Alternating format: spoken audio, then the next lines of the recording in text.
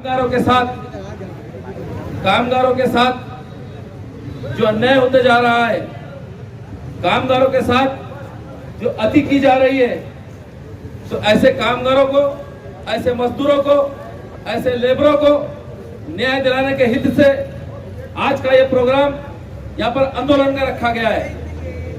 एक बात, यहाँ के तमाम जितने हमारे मजदूर भाई है, जितने कामगार है, जितने लेबर है, उनको ये बात भी अच्छी तरीके से जहन में रखना पड़ेगा कि अपने हक के न्याय के लिए, अपनी लड़ाई के लिए, अपने हक की लड़ाई के लिए आपको सामने आना पड़ेगा।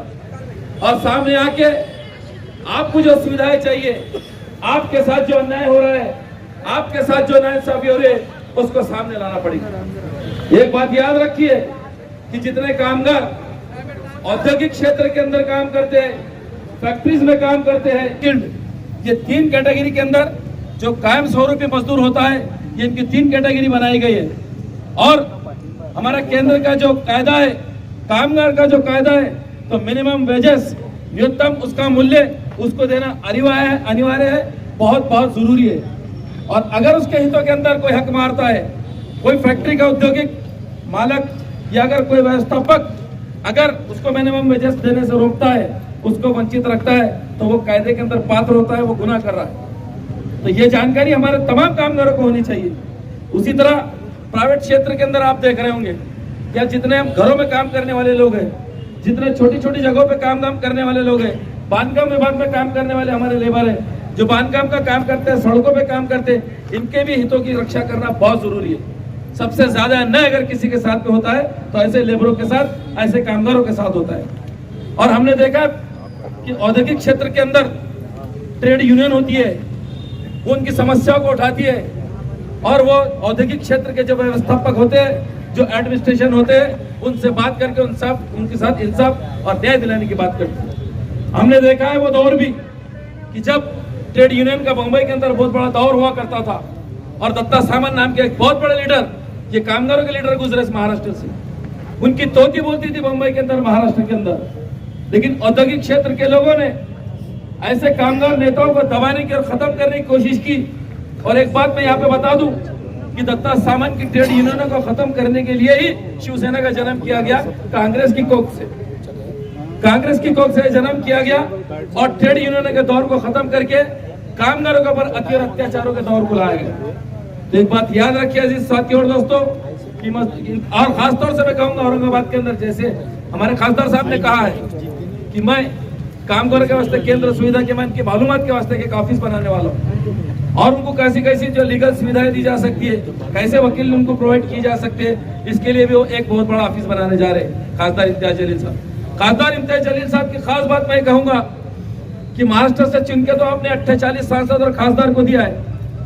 ये 48 और 48 खासदार संसद में जाके ये अपनी बात उठाते हैं, लेकिन क्या वजह कि महाराष्ट्र के और इंडिया के तमाम सब्जेक्ट के ऊपर, तमाम इश्यूज के ऊपर अगर कोई आवाज उठ रही है तो खासदार इम्तियाज जलील साहब की खाली आवाज उठ रही है। वो चाहे महिलाओं के क्षेत्र में हो, चाहे महिलाओं के क्षेत्र में हो, कामगारों के क्षेत्र में हो, मजदूरों के हित में हो, किसानों के हित में हो, हर समाज के हित में हो, सारे समाजों को इंसाफ दिलाने का काम और सारे समाजों को सामाजिक न्याय दिलाने का काम, राजनीतिक न्याय दिलाने का काम अगर महाराष्ट्र से कोई आवाज कर रही है तो खासदार सिर्फ इम्तियाज जलील साहब की आवाज कर रही है।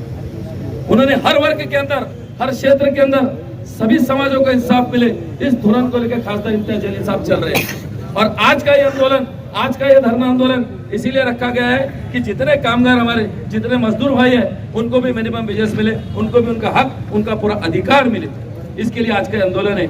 और जितने लोग यहाँ पर सहभाग हुए, जितने यूनियन के लोग यहाँ पर आए हैं, जितने कामगार यहाँ पर आए हैं, मैं चाहूंगा कि आप लोगों को बहुत बहुत मैं बधाई देता हूँ कि आइए आप खासदार इम्तियाज जलील साहब के नेतृत्व में इस लड़ाई को हम पूरी ताकत से आगे बढ़ेंगे, और आपके हकों के लिए पूरे लोग हमेशा आपके पीछे खड़े रहेंगे। यहाँ पर मेरे को बात करने का मौका दिया गया, बहुत बहुत शुक्रिया। इस बात को समझे कि इसलिए मजलिस इत्तेहाद, बल्कि हमारे और आपके खासदार चाहते हैं कि चाहे किसी पक्ष का आदमी हो, चाहे वो बीजेपी का हो, शिवसेना का हो, या किसी और सामाजिक या पॉलिटिकल पार्टी का आदमी हो, वो अपने हक के लिए आगे आए। ये बड़प्पन है मेरे खासदार का कि जिसने हर काम हमेशा सियासत के लिए नहीं किया है। कल ही हमारी मीटिंग में तहसीलदार साहब ने कहा कि हमें कुछ ऐसे काम, पुण्य के काम, कुछ अच्छे नेक काम करने चाहिए ताकि कल हम अपने आने वाले बच्चों को बताएं कि हमने अपने आप की आवाज़ उठाई थी। आज इन 10-15 संगठनों ने इस मोर्चे को समर्थन दिया है। मैं उनका शुक्रिया अदा करता हूँ। ये लिस्ट तहसीलदार साहब की तरफ से आई है। मैं जनाब मूसा मोहम्मद नहदी साहब का शुक्रिया अदा करता हूँ। ट्रांसपोर्ट एंड डाक वर्कर्स यूनियन मुंबई के आप अध्यक्ष है, आपने समर्थन दिया है, हम आपका वेलकम करते हैं। दूसरे यांत्रिकी कंत्राटी कामगार संगठन औरंगाबाद, इनका भी समर्थन है। इनके जो जिम्मेदार है अध्यक्ष या उपाध्यक्ष वो आगे आए, आपको यहाँ पर बात करनी है, खासदार साहब का आदेश है। तीसरा महाराष्ट्र राज्य संगठित असंगठित कामगार संघ, इसके अध्यक्ष जनाब वाजिद खान साहब, आप आगे आए। आपसे दरखास्त है कि आप यहाँ आगे आए, आपको भी बात करने का मौका मिलेगा। चौथी संगठन है युवा कामगार संगठन, इसके जो जिम्मेदार है आप भी आगे आए यहाँ स्टेज के करीब में। पांचवी संगठन सेवानिवृत्त कामगार कर्मचारी कृति समिति पैटर्न, इसके उपाध्यक्ष शेख अमीन अगर यहाँ आए हैं तो यहाँ पर आगे आए। छठी संगठन महावितरण महापारेषण कंपनी आउटसोर्स कर्मचारी यूनियन, इसके जनरल सेक्रेटरी है साजिद खान, वो यहाँ आगे आए। सातवीं जो संगठन है कामगार एकता संगठन, इसके अध्यक्ष है भास्कर आढ़ावे साहब, आपसे विनंती है कि आप यहाँ आगे आए। कामगार शक्ति संगठन के अध्यक्ष है गौतम करात साहब, आपसे भी विनंती है कि आप आगे आए। कामगार शक्ति संगठन अध्यक्ष, इसके अध्यक्ष है श्याम सिरसाट साहब, आपसे विनंती है कि आप आगे आए। समता दूत महाराष्ट्र राज्य संगठन, इसका भी समर्थन जो है तो आज के मोर्चे को है। सुमित जमदाड़े, आपके पास अगर कोई नाम है, सबसे जिम्मेदार है, आपसे दरखास्त है कि आप आगे आए। ये पैटर्न से है, MIDC ग्रस्त शेतकरी संगठन है इनकी। हमारे 2 मिनट कामगारों के पक्ष में खासदार इम्तियाज जलील साहब के नेतृत्व में ये जो धरना हो रहा है, मैं सभी कामगारों के तरफ से दिल्ली के शुक्रिया अदा करूंगा कि उन्होंने ऐसे लोगों के लिए यह धरना यहाँ पर रखा है जो मैं समझता हूँ कि 24 घंटे राउंड द क्लॉक अगर वो काम करते हैं लेकिन उनको इंसाफ नहीं मिल पा रहा है।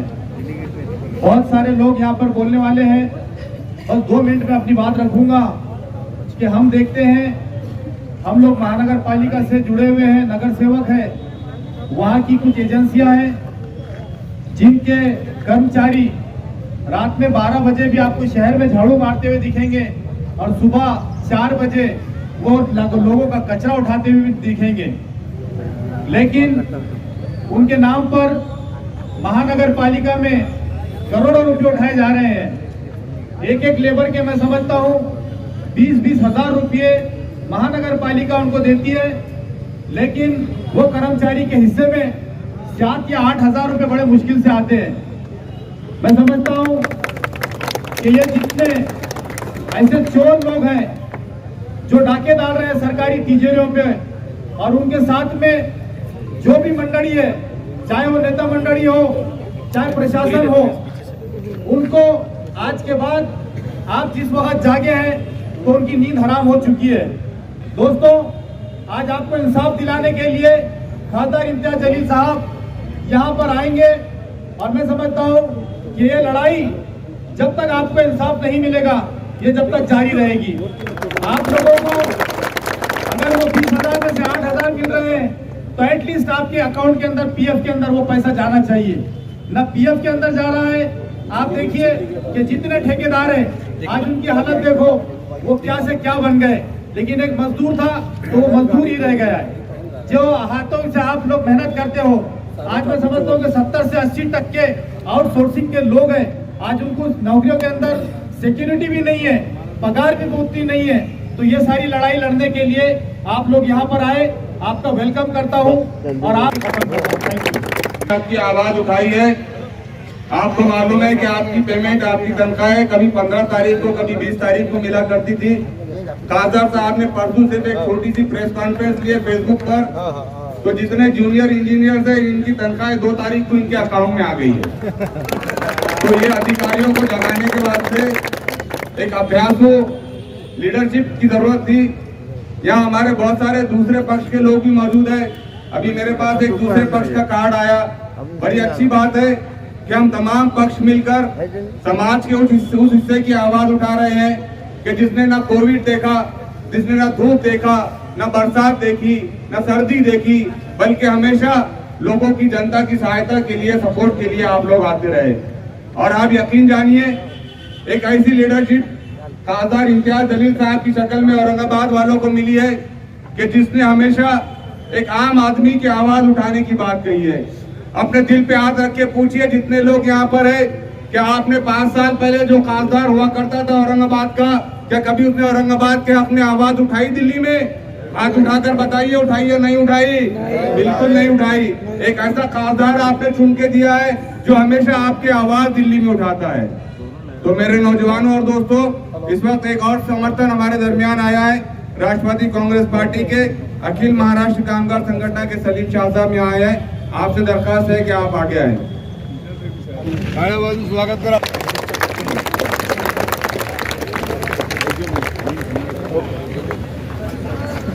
क्या मूसा भाई के नुमाइंदे यहाँ पीछे जाओ, थोड़ा पीछे जाओ, यहाँ थोड़ा दायरा बना करें प्लीज। बसले तर सर्व कामगार संघटनांचे जे काही विचार आहेत, जे आपल्या कामगारांचे जे काही प्रॉब्लेम आहेत ते सर्वांना ऐकायला मिळेल आणि तिकडे बसलेले जे अधिकारी आहेत त्यांनाही दिसून येईल का इथं कामगारांची किती मोठी ताकद बसलेली आहे। आणि कामगार बंधूंनो, आपण सर्वांनी एका साईडला यायचं आहे।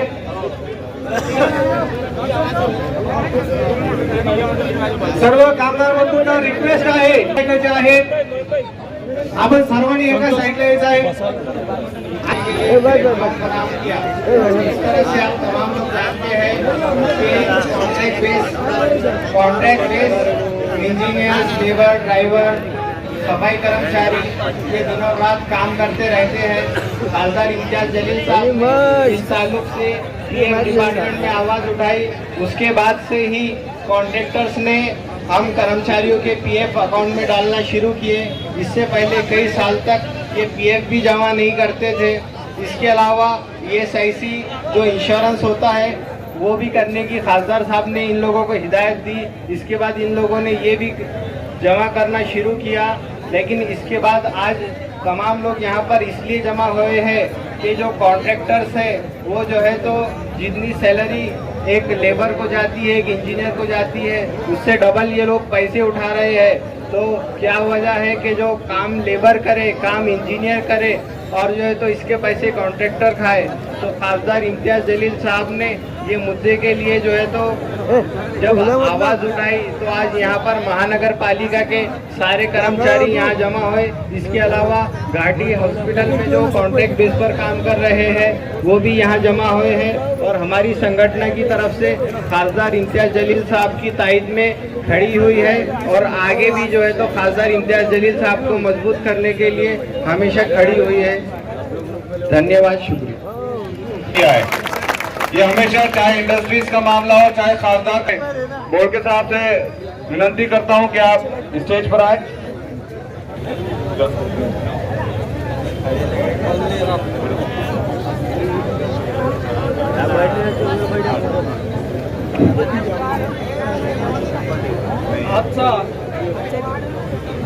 आज ठेकेदाराच्या कामगारासाठी आवाज उठवणारा, आज आवाज उठवण्यासाठी ही पहिलीच संघटना आलेली आहे। या अगोदर बऱ्याचशा संघटना आहेत, कामगार संघटना भरपूर आहे, पण ठेकेदाराची पिळवणूक होते याबद्दल आजपर्यंत आवाज उठवला नाही। खासदार जलील साहेबांनी याबाबत आवाज उठवला त्याबद्दल प्रथम त्यांचे आभार मानतो। आणि मी पेपरला बातमी वाचली, आज मीटिंग आहे म्हणून पैठण MIDC साठी आम्ही जमिनी दिलेल्या आहेत। आणि त्या जमिनी देऊन पण नोकरी आम्हाला ठेकेदाराकडे करावं लागते आमच्या कामगारांना. त्यासाठी मी या ठिकाणी आलेलो आहे. जमीन देत्या वेळेस कलेक्टरने ज्यावेळेस जमीन ऐकवार केली शेतकऱ्याची, त्यावेळेस कलेक्टरने सांगितलं तुमच्या मुलाबाळा या ठिकाणी मोठमोठे कारखाने येतील, तुमच्या मुलाबाळाला नोकऱ्या लागतील, तुमचे मुलाबाळ परमनंट होतील, तुमचं भविष्य उज्ज्वल होईल, असा आमच्या या ठिकाणी आमचे औरंगाबाद शहराचे लाडके खासदार म्हणजे आमचे बॉस या ठिकाणी त्यांचं खासदार सब तुम आगे बढ़ो, सरकार सब तुम आगे बढ़ो, खासदार साहेब तुम आगे बढ़ो, थोड़ा दायरा MIDC साठी तोडून ही ठेकेदारी पद्धत चालू आहे. आणि याकडे आजपर्यंत कोणत्याही अधिकाऱ्याचा असो का शासनाच्या प्रतिनिधीचा असो आजपर्यंत कोणी लक्ष दिलं नाही. म्हणून आज हा प्रश्न महत्वाचा प्रश्न औरंगाबाद जिल्ह्यासाठी, औरंगाबाद जिल्हा औद्योगिक विकासाचा जिल्हा आहे. हा महत्वाचा प्रश्न आपल्या खासदार जलील साहेबांनी काढला. त्याच्याबद्दल सर्वांनी त्यांचं प्रथम टाळ्याचं गजर स्वागत करावं. जलील साहेब आमचा असा अन्याय झालेला आहे. मी पैठणहून आलेलो आहे. आमची जमीन MIDC साठी गेली. MIDC साठी जात्या वेळेस त्या कलेक्टरने आमच्या पूर्वजांना फार आश्वासन दिले. आमची उपजीविकेचे साधन असलेली जमीन MIDC साठी गेली, पण आम्हाला त्या ठिकाणी नोकऱ्या लागलेल्या नाही. MIDC मध्ये पैठण MIDC मध्ये 11 ते 12,000 कॉन्ट्रॅक्टर लोक आहेत. फक्त 476 लोक फक्त परमनंट आहेत. आमच्या जमीन धारकाच्या मुलाच्या ठिकाणी ठेकेदाराकडे काम करावं लागतं. अहो त्यांना परमनंट नोकरी नाही तर ते आमच्या मुलांना नाही. आमच्या उपजीविकेचे साधन असलेले आम्ही जमीन घेऊन आमचा फायदा काय? तुमच्या आवाजात फोन कर तुम्ही काम करता प्रश्न संसदेत काढला. आजपर्यंत कोणी संसदेमध्ये काम करता प्रश्न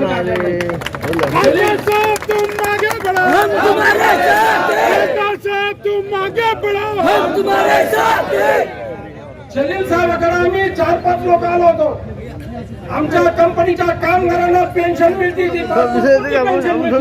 त्याच्यासाठी आम्ही 4-5 लोक आम्हाला माहित होतं जलील साहेब एवढा प्रश्न काढतील. म्हणून आम्ही आलो. तरी सुद्धा जागा झाले आणि जवळजवळ आता 100 खासदारीने प्रश्न उचलला. जलील साहेबांना असा प्रश्न मी समजायला पाहिजे.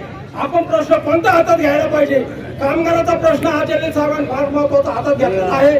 पण जलील साहेब आपल्या ज्या इंडस्ट्रीज आहे पैठण तालुक्यात असो का औरंगाबाद जिल्ह्यात असो, शेंद्रा MIDC जिथं फार ऑरिक सिटी होणार आहे, दिल्ली मुंबई कॉरिडॉर आहे, हे बंद व्हायला पाहिजे. कायद्याचं पालन व्हायला पाहिजे. अधिकारी लोक कायद्याचं पालन करत नाही. आम्ही अधिकाऱ्यांना अर्ज केला, फॅक्टरी इन्स्पेक्टरकडे दिला, लेबर कमिशनरकडे दिला. त्यांना म्हटलं ही ठेकेदारी पद्धत बंद करा. त्यांचं काही चालत नाही. तेव्हा आम्हाला वरून परवानगी आणतील. आणि आम्ही अर्ज दिला म्हणतो त्रस्त माणूस चालत नाही. अरे म्हणलं आम्ही उपजीविकेचे साधन असले चांगली सुपीक जमीन कवडीमोल भावाने दिली आणि तिथं 10,000 चोऱ्या चालल्या, बेकायदेशीर कंपन्या चालू आहे. आम्ही काय त्रस्त आहे का? काय आमच्या मुलांना नोकऱ्या मिळू नये? काय आम्ही काय अन्याय केलेला आहे? आमची जमीन दिली आणि त्यांना नोकऱ्या नाही, त्यांना ठेकेदाराकडे नोकऱ्या काम करावं लागतं. आता 600 एकर जमीन आणि 475 लोक बरोबर 12 घंटे दिवसांच्या बापा टुली का या अधिकाऱ्याला समजत नाही. कलेक्टर कमिशनर झोपा घेताना यांना सुद्धा अर्ज दिलेले आहे. हे कोणी काही करत नाही. मी निवेदन त्यासाठी तुम्हाला द्यायला आणलेलं आहे. आम्ही लेखी निवेदन दिलं, मंत्र्याला दिलं, संध्याला दिलं, सगळ्यांना दिलं. कोणी आवाज उठवत नाही. साहेब तुम्ही आमच्याबद्दल काम करा, निवडून येतात. त्याप्रमाणे जलील साहेबांनी आमचा प्रश्न जोडा काढा. मी तुमच्या पाठीचा आहे आणि या ठेकेदारी कामगारांना न्याय द्यावा एवढंच मी 2 शब्द बोलतो. जय हिंद. आपण सर्व कामगार आहेत. एक खूप महत्वाच्या मुद्द्यावर आपण इथे सगळे उपस्थित झालेले आहे. मी सर्वांना विनंती करतो की आपल्या जागेवर बसून घ्या. जे जे लोक इथे आलेले आहेत सगळं पुरुष महिला आपण सगळं कामगार आहे आणि कामगारांनी इथे बसून घ्या. तर आपल्याला चांगल्या रीतीने ऐकता येईल की आपण काय काय मुद्दे घेऊन आलेले आहेत. अधिकारी लिखित मध्ये मला देतो की आम्हाला म्हणजे त्यांना अभिमान आहे की कमीत कमी या जिल्ह्यामध्ये एक लोकप्रतिनिधी आहे जे यांच्यासाठी बोलत आहे, यांच्यासाठी भांडत आहे. ते लिखित मध्ये त्यांनी मला दिलेले आहे. माझ्यासाठी खूप अभिमानाची गोष्ट आहे. आणि मी जोपर्यंत आपले सगळे मागण्या जे आहे ते मान्य होत नाही, आपण आपली लढा सुरू ठेवायचा आहे. आता मी याच्या नंतर अखिल भाई कितनी पगार मिळती है? हे जे महानगरपालिकामध्ये किती वर्ष झालेले आहे मी त्याला काम त्याला मी गार्डन मध्ये आता त्याच्या वडिलाला मी शब्द दिलो होतो की याचं लग्न करण्याची ही जबाबदारी मी घेणार आहे. आता त्याच्यासाठी मी काही मुली पण शोधल्या आणि त्याचे वडील माझ्याकडे यायचं आणि सांगायचं इसका परमानेंट कब होने वाला, 8,000 के अंदर ये भी और इसकी बीवी भी कैसे जिंदगी गुजारेगी. मी त्यांना सांगितलं 1 वर्ष आहे माझ्या हातात खासदारकीचा, या 1 वर्षामध्ये तुझा लग्नही करणार आणि तुझा हिशोबी बरोबर करणार आहे महानगरपालिकेमध्ये. आता आम्ही जे विविध मागण्या हे विभागीय आयुक्त साहेबांना आपण देणार आहे ते काय मागणी आहे, आपण सगळ्यांनी हात उचलून एक मागण्याच्या नंतर कामगार एकजुटीचा विजय असो हे सांगितल्यावर मला एक असा भान पडेल की आपल्याला सगळ्यांना हे जे मागणी आपण करत आहे पहिली मागणी कामगार कायदा, शासन निर्णय, परिपत्रके आणि आदेशात नमूद केलेल्या अटी शर्ती व नियमांचे तंतोतंत अंमलबजावणी करण्याचे आदेश जिल्ह्यातील सर्वच शासकीय निमशासकीय कार्यालयांना निर्गमित करावे. मान्य आहे?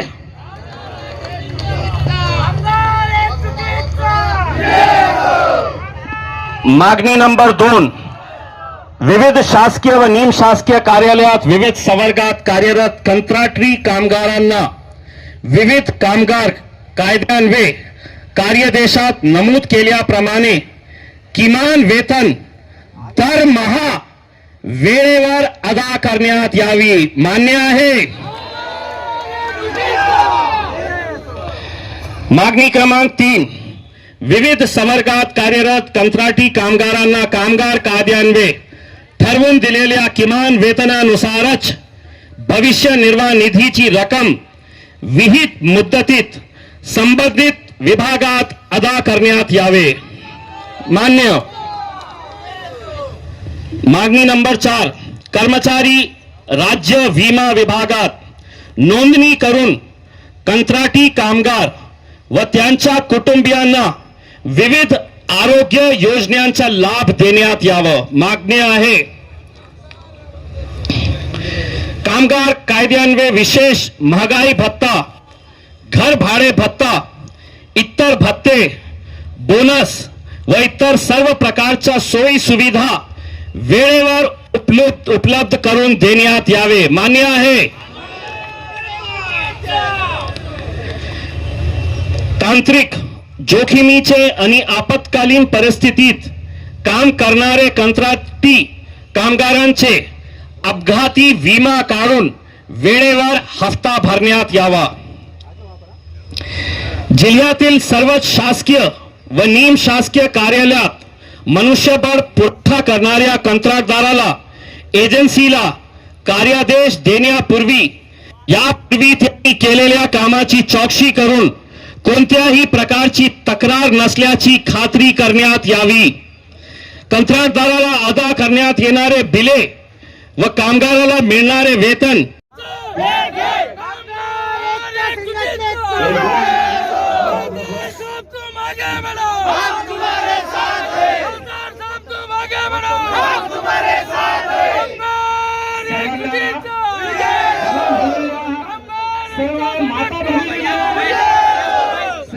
उपस्थित झालेले आहे. मी सर्वांना विनंती करतो की आपल्या जागेवर बसून घ्या. जे लोक येथे आलेले आहे सगळं पुरुष महिला आपण सगळं कामगार आहे आणि कामगारांनी इथे बसून घ्या तर आपल्याला चांगल्या रीतीने ऐकता येईल की आपण काय काय मुद्दे घेऊन आलेले आहेत. माझे सर्व जे कार्यकर्ते इथे उभे आहेत त्यांनाही सगळ्यांना पहिले ते बसा. कोणीही पार्टीचे जे कार्यकर्ते आहेत ते पहिले ते आहे फक्त कर्जपायी आणि हा कामगार वर्ग एमआयडीसीच्या ठिकाणी कामासाठी आलेला आहे आणि या कामगारावर जो अन्याय होतो या कामगाराला ठेकेदारांकडे कमी स्वस्त हाजरीमध्ये काम करावं लागतं. आज शाळेचं जर डोनेशन म्हणलं तर फक्त शाळेचं डोनेशन खासदार साहेब मी आम्हाला सांगू इच्छितो प्रत्येक औद्योगिक परिसर प्रत्येक ठेकेदार जे राजकीय गुंड आहेत यांना गुंडच म्हणावं लागेल. अनेक कामगारांवर अन्याय होत आहे. खासदार साहेबांना मी विनंती करतो की त्यांनी यावर चांगल्या पद्धतीने संस्थेचा आवाज उचलावा. साहेबांनी उचलला आवाज त्याबद्दल साहेबांचे खूप खूप धन्यवाद. जो लोग मीडिया तीन संगठनाओं ने और साथ दिया है. अखिल महाराष्ट्र कामगार कल्याण संगठना, बीके ट्रांसपोर्ट यूनियन और कामगार शक्ति संगठना. राजेंद्र भाई नौगरे अगर युवा कामगार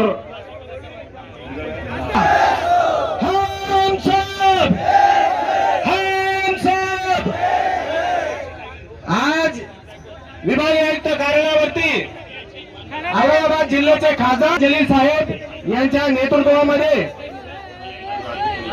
ये जितने मीडिया कर्मचारी महानगरपालिकेचं आकृती पण मंजूर असताना सुद्धा महानगरपालिकेमध्ये फक्त टप्प्याटप्प्याने सर्वात प्रथम मी आपल्या सगळ्याचा आभार मानतो की आपण जे खासदार साहेबांवर विश्वास टाकला आणि त्या विश्वासाला एमआयएम पक्षाच्या वतीनं तुम्हाला गवाही देतो की तुमच्या विश्वासाला तडा जाणार नाही आणि तुमचे जे मान्य आहे, जे हक्क आहे, तुमच्या ज्या गरजा आहेत, तुमचे ज्या डिमांड आहेत, मी खासदार साहेबाला तुमच्या वतीने विनंती करेन की साहेब महानगरपालिकेत राहो का जिल्हा परिषद राहो या रेल्वे स्टेशनचे कामगार आहोत, इथं सर्वच कामगार आलेले आहेत, कंपनीचे कामगार आलेले आहेत.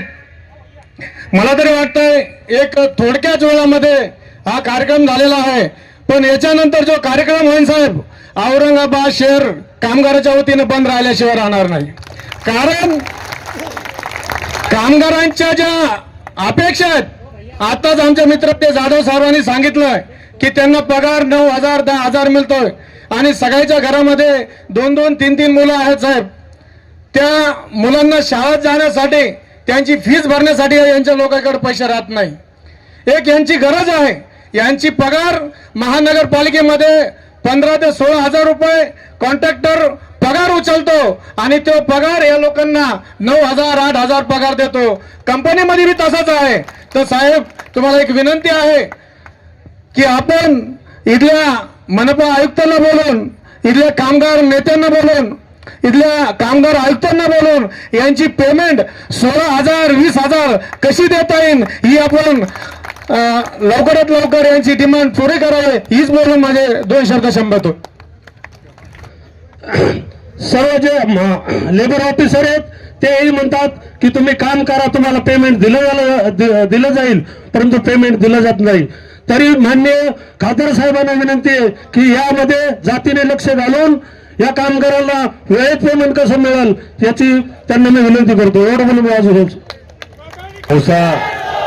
खरंच 30-40 वर्षानंतर एक आपल्या शहराला असा खासदार लाभला आहे जो विकलाही जात नाही आणि वाकतही नाही. मी आपल्या सर्वांतर्फे साहेबांना विनंती करतो की हे प्रश्न लवकरात लवकर साहेब मार्गी लावतील आणि राहिला जो प्रश्न आहे कॉन्ट्रॅक्ट बेसिस वरती जे आहेत 16,000 25,000 जे कॉन्ट्रॅक्टर पैसे घेतो तुमच्या सॅलरीच्या बदल्यामध्ये आणि देतो 8,000 तेही 3-3 4-4 महानगरपालिकेमध्ये जी अवस्था आहे, महानगरपालिकाचे जे लेबर्स आहेत जे कॉन्ट्रॅक्ट बेसिस वरती लागलेले खूप वेळा आमच्याकडे कंप्लेन आणतात की भाऊ 3 महिन्याची पगार झालेली नाही, 4 महिन्याची पगार झालेली नाही. मी इथे आपल्या सगळ्यांकडनं खासदार साहेबांना विनंती करतो की हे सगळे प्रश्न लवकरात औरंगाबाद शहर के चहीते लाडले हमारे सबके नेता इम्तियाज जलील साहब, विविध संगठनों के जिम्मेदार, मेरे पार्टी के पदाधिकारी और कामगार भाइयों, ये खासदार साहब बनने के बाद क्या काम हो सकता है, ये इसकी मिसाल है। मैं आपको एक अंदर की बात भी सुनाना चाहता हूं। हम 4 तारीख को नासिक गए थे। खासदार साहब ने कहा कि मैं कामगार समाज के लिए, कामगारों के लिए काम करना चाहता हूं। बैरिस्टर असदुद्दीन अवैसी साहब भी मौजूद थे। असदुद्दीन अवैसी साहब ने खासदार साहब की पीठ थपथपाई और कहा इन कामगारों की मदद करना, इनके जो मांगनियां है, इनके जो जायज मुतालबात है, उसके लिए पूरी ताकत से काम करना है। ना सिर्फ हमारा कायद इम्तियाज जलील आपके साथ है, बल्कि हमारे national president barrister Asaduddin Owaisi भी आपके साथ है। मैं एक ही बात कहना चाहता हूं, जो पार्टियां रोजगार दिलाने की बात करती है, जिन पार्टियों के एजेंडे में था कि हम रोजगार देंगे, वो खामोश सोई बैठी है। जो कहती है सबका विकास, सबका साथ, वो खामोश बैठी है। मगर हमारा शहर का काजदार इस काम के लिए जुटा हुआ है, जो बड़ी फख्र की बात है। कामगार हमारे शहर की ताकत है। कामगार अगर ना हो तो शहर की हालत खराब हो जाएगी। मगर सच बात तो यह है कि कामगारों को रेड्डी कंपनी, अधिकारी, सिडको के अधिकारी, कंपनियों के अधिकारी आपको निचोड़ रहे हैं, आपकी प्योनक कर रहे हैं। खासदार साहब की बात बिल्कुल सही है कि जो समान काम करता है उसको समान वेतन मिलना चाहिए। पगार तो आपका हक है, मगर वो भी वक्त पे नहीं मिलती। इन तमाम को अपन सबक सिखाएंगे। खासदार साहब वक्त पड़ा तो रेड्डी कंपनी के ऑफिस का घेराव करेंगे, वक्त पड़ा तो महानगर पालिका में जाएंगे। आपकी क़ियादत में जो भी हुक्म आप देंगे, हम सब साथ में है ना भाई, साथ में।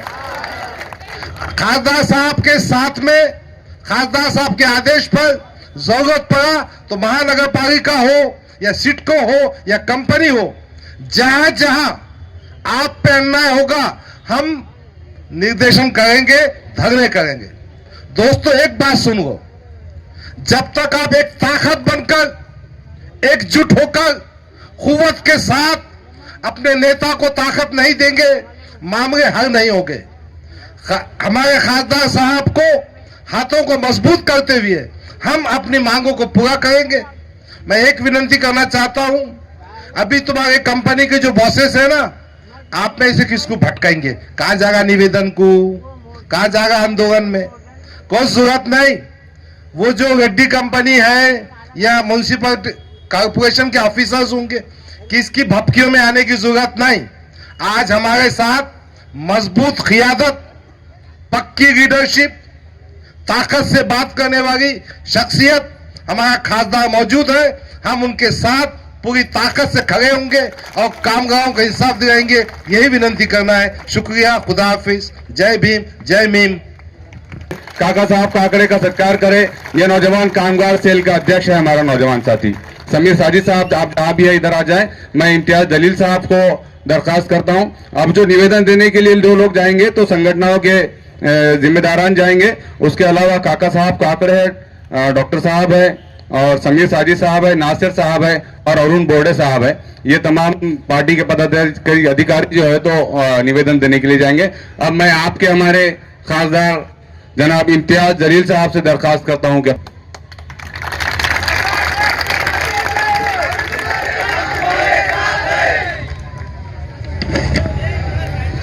सर्वप्रथम मी आपल्या सर्वांचा खूप खूप धन्यवाद देतो की आज इथे आपण सगळे लोक एकत्रित झालेले आहे। मला माहित आहे की मागच्या काही वर्षामध्ये मी खूप जवळून हे बघितलेलं आहे की कशा प्रकारे हे गोरगरीब कामगार जे आहे ते जे कष्ट करत आहे त्यांना कशा प्रकारचे अन्याय होत आहे ते घेऊ शकत नाही, तर त्यांना एक शब्द वापरण्यात आलेला आहे की आम्ही हे लोन राईट ऑफ करत आहे. आणि जेव्हा मी देशाचे वित्त मंत्री फायनान्स मिनिस्टर निर्मला सीतारामन मॅडमला हे प्रश्न विचारलं लोकसभामध्ये की हे कोण लोक आहे की ज्यांचे पैसे, ज्यांनी वेगवेगळ्या बँकेतून कर्ज घेतले होते, हजारो कोटींचे कर्ज घेतले होते, आणि हे कोण लोकांचे कर्ज तुम्ही माफ केलेले आहे. तर आपल्याला आश्चर्य वाटेल की लिहित मध्ये वित्त मंत्रीने उत्तर दिले लोकसभामध्ये की reserve bank of India RBI ने सरकारला सांगितलेलं आहे की आम्ही तुम्हाला हे जानकारी देऊ शकत नाही. जेव्हा लिहित मध्ये हे उत्तर माझ्याकडे आलं तर हे विचार करण्याची गोष्ट आहे की सरकार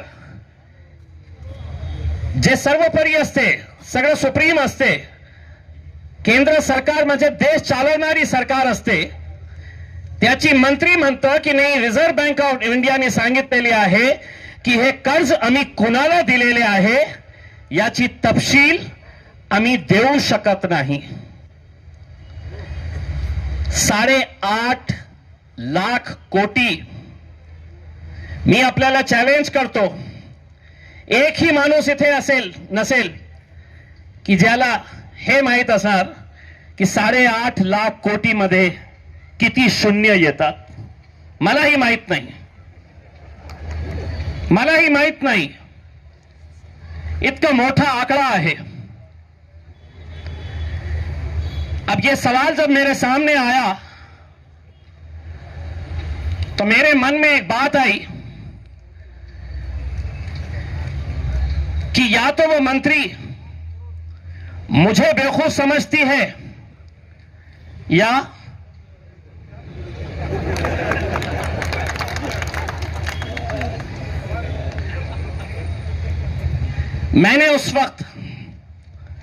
मैंने अपने भाषण के अंदर यह कहा कि अगर मैं या तुम में से कोई भी एक 10 लाख रुपए का कर्ज लेता है और उसकी परतफेर 2 महीने के लिए नहीं होती है, तो बैंक वाले बड़े बड़े दांडगे लोग बाउंसर्स को भेज के तुम्हारी मोटरसाइकिल उठाओ, घर में आकर जबरदस्ती करके लोन का पैसा लो, दमदाटी करो. 10 लाख रुपए का लोन और ये 8,50,000 करोड़ रुपए का लोन माफ कर देते हैं सरकार और कहते हैं कि हमें नहीं मालूम कि हमने ये पैसा किसको दिया है. ऐसे हालात के अंदर जिस दिन ये जवाब मुझे मिला तो मेरी आंखों के सामने मेरी ये बुजुर्ग मां जो यहां पर मैंने अभी बुलाया हूं, या काटू, ही माझी आई सुलोचना गडप्पा नाव आहे तिचा. सुलोचना गडप्पा. लाज वाटेल आपल्या सगळ्यांना. एकटी राहतीये. ती माझ्याकडे आली होती. अनेक वर्ष काम केलेली. किती वर्ष काम केले? 20 वर्ष. 20 वर्ष काम केले. पेन्शन मिळतं त्याला. पेन्शन मिळतं. किती पेन्शन? मी लोकसभेमध्ये सांगितलं, तिचे नाव घेऊन माझे केंद्रीय मंत्री औरंगाबादचे डॉक्टर भागवत कराड साहेब बसले होते. मी डॉक्टर साहेबांना उद्देशून सांगितलं, लिहा, नाव देतो मी तुम्हाला, लिहा नाव. सुलोचना गडप्पा ही औरंगाबाद मध्ये राहणारी एक म्हातारी बाई, 20 वर्ष काम करून तिला पगार मिळते. किती पगार मिळते? मी पार्लमेंटमध्ये, लोकसभामध्ये चुकीची माहिती दिली. खोटा बोललो मी, उद्देशून खोटा बोललो. मी म्हटलं की हे सुलोचना गडप्पाला सरकार 250 रुपये महिना देतं आणि मी मंत्र्यांना सांगितलं की तुम्ही जा, त्याच्या घराकडे जा आणि विचारा की 250 रुपये मध्ये महिन्यामध्ये ती कशा जीवन जगत असेल. मैंने झूठ बोला. लोकसभा में झूठ नहीं बोल सकते, लेकिन मैंने जानबूझकर झूठ बोला और मंत्री जी को कहा कि जाओ इसके घर पे और पता करो कि ये 250 रुपये में कैसा जीवन जगती है.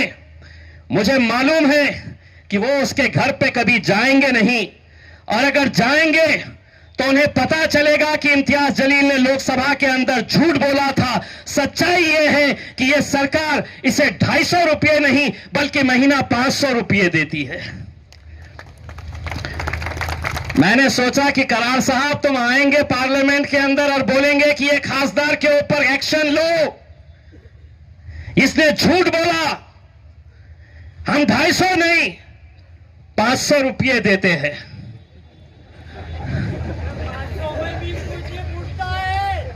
500 रुपये. आप सोचिए आज के इस दौर में ऐसे कितने ऐसे बुजुर्ग महिलाएं होंगी जो ऐसा जीवन जग रही होगी. मैं यहां के नेताओं से यह कहता हूं, एक महीना मैं तुम्हें 5,000 रुपये देता हूं महीना, जी के बताओ कैसा जी सकते हैं.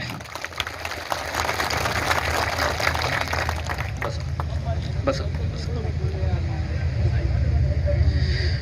दोस्तों, उस दिन जिस दिन मुझे यह बताया गया कि हमें पता नहीं कि 8.5 लाख करोड़ रुपए किसको दिया गया, मुझे इस बुजुर्ग महिला की तस्वीर मेरी आंखों के सामने आई और उसी दिन मैंने तय किया कि अब यह लड़ाई मैं लेकर जाऊंगा सड़क के ऊपर. अब ऐसी कितनी सुलोचना गड़प्पा जैसी महिलाएं हैं, बुजुर्ग है, इनकी लड़ाई मैं लड़ूंगा. और मैंने एक शुरुआत की. मैं पिछले 2 महीने से जितने सरकारी दफ्तर है उन तमाम सरकारी दफ्तरों से पूरे कागजात हासिल किए. महानगर पालिका से, MSEDCL के ऑफिस से, PWD से, आदरणीय कलेक्टर साहब जहां बैठते हैं उनके नीचे सेतु में काम करने वाले कामगार हो, घाटी में काम करने वाले कामगार हो, कोई भी सरकारी दफ्तर ले लीजिएगा, हर जगह यही चल रहा है कि अब सरकार तुम्हें नौकरी पे लेगी नहीं तो क्या किया जाए, ठेका दे दिया जाए किसी को. वो ठेकेदार कौन है? तो किसी अधिकारी का रिश्तेदार, किसी अधिकारी का पार्टनर, या किसी आमदार, किसी खासदार, किसी मंत्री या किसी नेता का रिश्तेदार.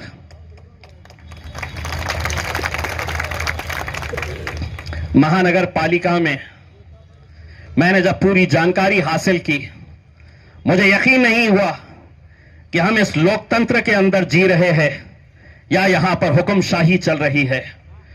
इस देश के अंदर डिक्टेटरशिप है, हुक्मशाही है, या हम लोकशाही के अंदर जी रहे हैं.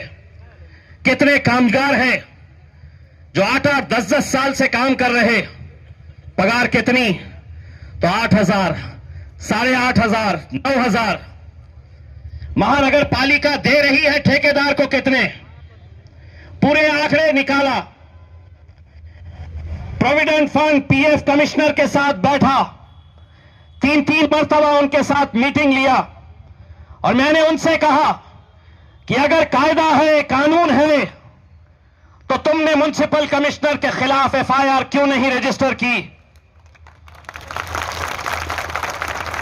अगर कायदा है, कानून है, तो जो ठेकेदार ये गरीब लोगों का, ये मजदूरों का, ये कामगारों का पैसा लूट कर खा रहा है, उसके खिलाफ एफआईआर क्यों नहीं रजिस्टर किया गया? लेबर कमिश्नर, कामगार आयुक्त, उनके साथ मीटिंग किया और मैंने उनको यह बताया कि ये जो दफ्तर है कामगार आयुक्त का, किसी ठेकेदार को बचाने के लिए नहीं है, किसी अधिकारी को बचाने के लिए नहीं है।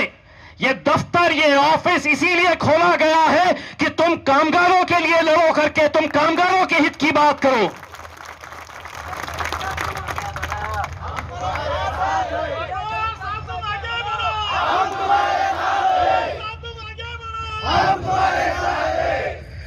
अब खासदार साहब आगे नहीं बढ़ेंगे, अब खासदार साहब आपके साथ में चलेंगे।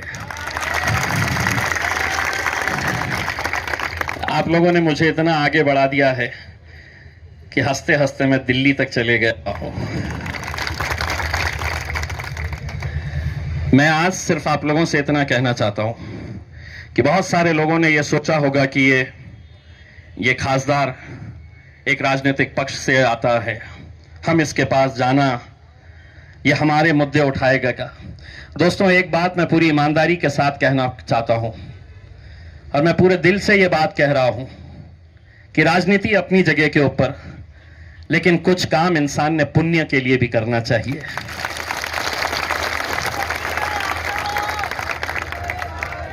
कुछ काम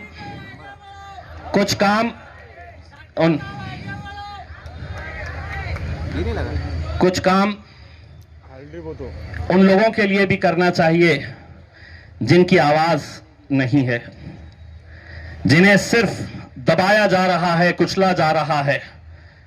हर रोज जो ऐसी जिंदगी जी रहा है, मेहनत कर रहा है ये, लेकिन मजे कौन कर रहा है? तो वो ठेकेदार कर रहा है, वो अधिकारी कर रहा है। मुझे मालूम है कि कितने सारे ऐसे कर्मचारी जब मेरे पास ऑफिस के अंदर आते हैं तो कुछ कहते हैं कि साहब एक फोटो आपके साथ लेना है। दो चार जो डरे हुए होते हैं वो कहते हैं कि नहीं साहब, अगर मेरी तस्वीर आ गई तो शायद वो मुझे नौकरी से निकाल देगा। आज भी यहां पर आने से पहले कई लोगों ने यह सोचा होगा कि अगर मैं चले गया तो हो सकता है कल ठेकेदार मुझसे कहेगा कि कल से तुझे नौकरी आने की जरूरत नहीं है। यह दादागिरी जिस तरह से चल रही है, इतना आप समझ लो, अगर तुम्हारी ताकत, अगर तुम एक साथ मिलकर एक आवाज के अंदर अगर आवाज लगाएंगे, एक ताकत बनकर खड़े रहेंगे, और कल अगर तुम्हारा ठेकेदार तुमसे कहेगा कि कल से तुझे आने की जरूरत नहीं, तो उसको जवाब देना, मैं यहां से तेरे बाप के पास जाने वाला हूं, जवाब उससे लेना करके। लड़ाई तुम्हें लड़नी है, ये लड़ाई तुम्हें लड़नी है। और अगर तुम आगे नहीं आएंगे तो शायद कल ये विभागीय आयुक्त मुझसे ये सवाल करेगा कि कामगारों को कुछ लेना देना नहीं है। अगर कामगारों को ही तकलीफ नहीं है तो तुम क्यों, मेरे साथ कोई आए ना आए, मेरे साथ कोई कांधे से कांधा लगाकर खड़े रहे ना रहे, लेकिन मैं अपनी ये बुजुर्ग मां के लिए लड़ते रहूंगा, आखिरी दम तक लड़ते रहूंगा। मैं कितने पैसे, आज क्या वजह है, महानगर पालिका नियम क्या कहता है?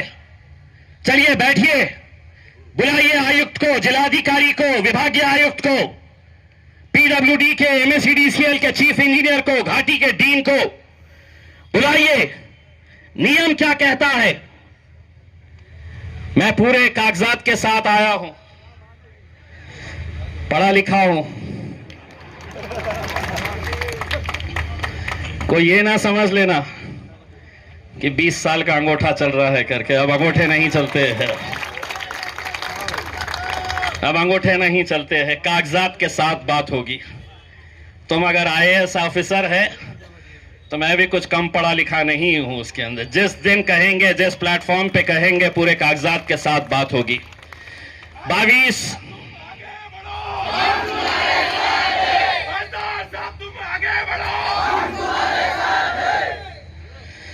बहुत ज्यादा आगे मत लेके जाइए, ऐसा ना हो जाए कि मैं आगे निकल जाऊं और पीछे पलट कर देखाऊं तो पीछे से पूरे गायब नजर आए करके। इसीलिए सब साथ में रहेंगे तो लड़ाई में भी मजा आएगा। ये सुनिए, 22 फरवरी 2019 का महाराष्ट्र शासन उद्योग, ऊर्जा व कामगार विभाग का ये परिपत्रक है। ये कानून महाराष्ट्र सरकार ने बनाया है। शासकीय कार्यालयामध्ये कंत्राटदारामार्फत पुरविलेल्या मनुष्य बळापोटी यांनी कंत्राटी कर्मचारी कंत्राटदारास अदा करावयाच्या देयकाची कार्यपद्धती विहित करण्याबाबत 22 फरवरी 2019 को महाराष्ट्र सरकार ने सभी सरकारी अधिकारियों को, सभी सरकारी नीम सरकारी डिपार्टमेंट्स को ये जीआर भेजा। और उसमें क्या लिखा हुआ है आपको गौर करके सुनना जरूरी है, क्योंकि हम जो लड़ाई लड़ रहे हैं, हम अपने मर्जी से नहीं कह रहे हैं कि साहब इनकी पगार बढ़ा दो, हम मर्जी से नहीं कह रहे हैं कि साहब इनका ये काट दो, इनका वो काट दो। नियम क्या कहता है और नियम का दिन दहाड़े उल्लंघन कैसा हो रहा है, ये हम समझाने के लिए आए हैं। शासन परिपत्रक ज्या शासकीय विभागात या विभागांतर्गत कार्यालयात कंत्राटदारामार्फत कंत्राटी कर्मचारी घेण्यात आले आहेत, अशा सर्व कंत्राटी कर्मचाऱ्यांना त्यांनी केलेल्या कामाच्या दिवसानुसार महिन्यासाठी कंत्राटदाराने संबंधित कर्मचाऱ्याचे करारानुसार वेतन व भत्ते खालील तपशिलाप्रमाणे अनुयोग्यतेनुसार बँक खात्यामध्ये जमा करावेत। सर्व कंत्राटी कर्मचाऱ्यांच्या वेतनातून खालील नमूद वैधानिक देणी किंवा वजावटी कापून घेऊन त्या संबंधी कंत्राटी कर्मचाऱ्यांच्या वैधानिक देणी जमा करण्याच्या खात्यामध्ये जमा कराव्यात। अब क्या क्या जमा करना है आपका, ये सरकार का नियम क्या कहता है और आपको मिल क्या रहा है, ये जीआर। अब जितने भी कर्मचारियों के नेता है, वो नेताओं से कहूंगा कि मेरे सदर काका साहेब काकड़े, इनके पास ये पूरे कामगारों का जितना भी सरकार ने अध्यादेश जारी किया है, कानून क्या कहता है, उसके पूरे डिटेल्स इनके पास रहेंगे, कोई भी कहीं पर भी लेके जाए।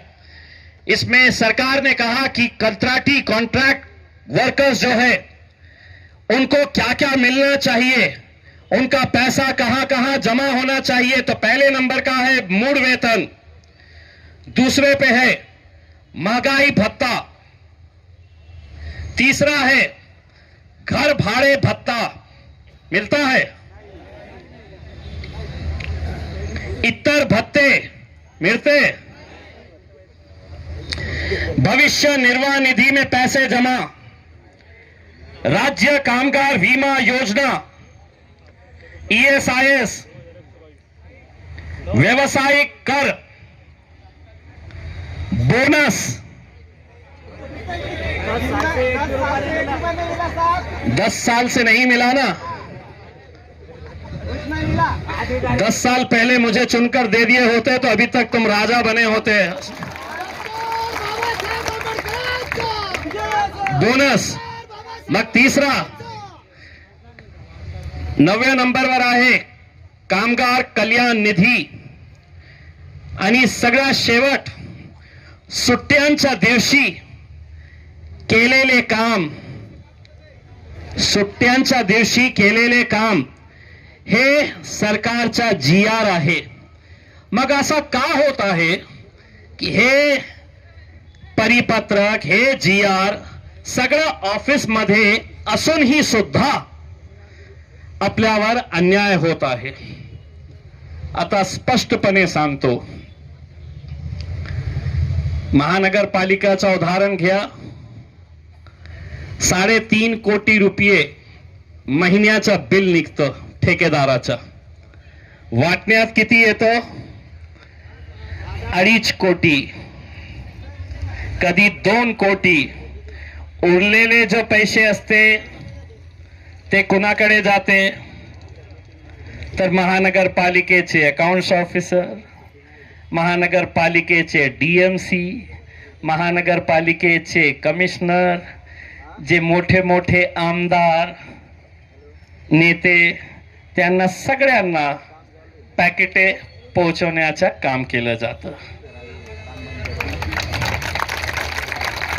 कष्ट करतो कोण, काम कोण करतो, हे ते फुकटात बसून हे हरामखोरीचे जे पैसे खाण्याचा धंदा सुरू करत आहे त्यांना लास्ट वॉर्निंग देतो. जेव्हा मी शिकलेला आहे, पण असं नाही आहे जे भाषा तुम्हाला कळते ते भाषा बोलण्याची ही क्षमता इम्तियाज जलील मध्ये आहे. आणि ज्या दिवशी तुम्हाला हे मी सांगू की आता माझी सटकली, तर तुम्ही तुमचा बघून घ्या. मला फक्त आपल्याला हे सांगायचे आहे की आज एक सुरुवात आम्ही केलेली आहे. अनेक मी कागदपत्र सोबत घेऊन आलेलो आहोत. इतकं सोपं नाही आहे की आज आपण इकट्ठा झाले आणि सरकार प्रशासन हे त्वरित आपली सगळ्या मागण्या मान्य करणार.